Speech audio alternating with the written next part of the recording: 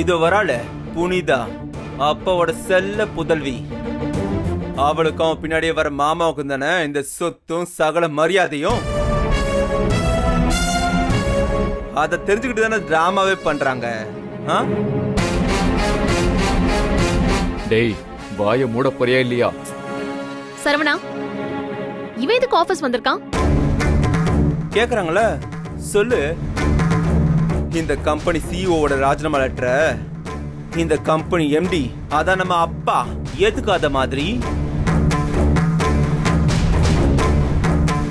என்ன வேலையை விட்டு தூக்கிட்டேன்னு சொன்னதையும் ஏத்துக்கலன்னு சொல்லு சரவணா.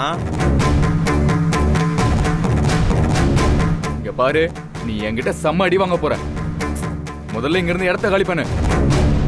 சரவணன், நீங்க கொஞ்சம் இங்க வாங்கல. போப்பா போ, சிஓ கூப்பிடுறாரு பாரு. போடா. மணிகண்டங்கிட்ட எதுவும் தேவையில்லாம பேச வேண்டாம்.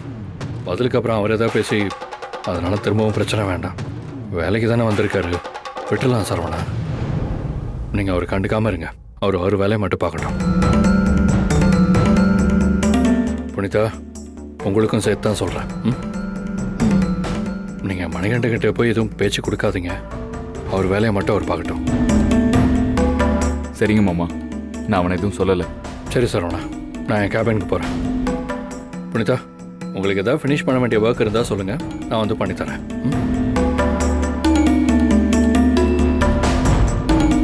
சரி, நான் என் கேபினுக்கு போறேன்.